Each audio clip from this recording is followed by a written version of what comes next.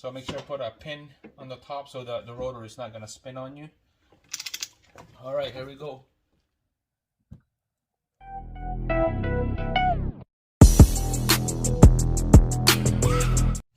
Alright guys, here we go. Let's put everything back together now. This is the part 2 videos. Previous video, we put the CV axle, torqued the axle nut, and torqued the bolt down here for the lower control arm and the lower bolt joint, and then the outer tie rod. So now let's start. Put the brakes component. This pilot screw right here, just an optional. I only got one left. I broke the other one. Alright, so 2 big bolts right here for the bracket and the caliper.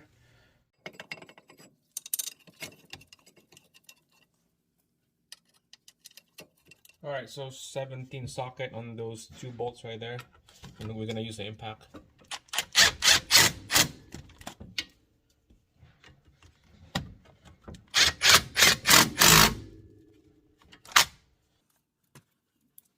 I'm gonna torque those to, I believe, 8 foot-pounds.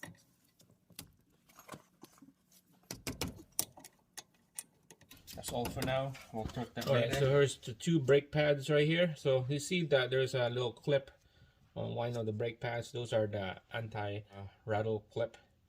What I do in this one, I mostly put it on the inside of the bracket, and then the clean one is on the outside,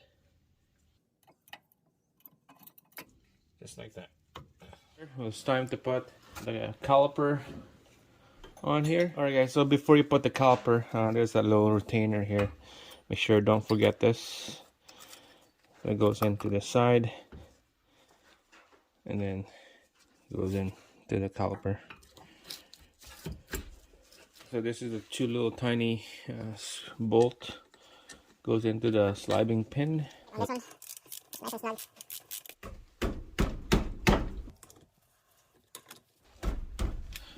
This is all ready to go. Make sure to put a bolt to guide this ABS wire right here. Secure it down. And then our bracket. The bracket for the brakes. Make sure that's secured down. Alright guys, it's time. We're going to be installing this axle nut here, and we're gonna torque it to spec. On this Honda Prelude is 181 foot-pounds, so I'm using 36mm socket.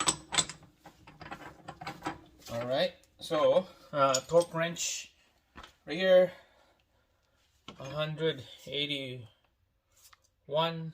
There we go. Let's do it. It will beep when it reaches to that setting. That's the good thing about this dial torque wrench. So make sure to put a pin on the top so that the rotor is not going to spin on you. Alright, here we go.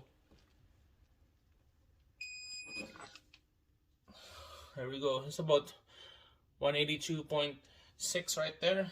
Still okay. Double check. There you go. Alright, so take out the pin, and there's one more thing they need to do. We're going to be staking this nut to the groove here, to the axle, so that it won't spin out. So just get some chisel, hit it with the hammer.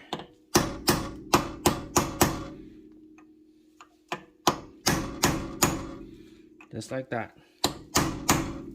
Done.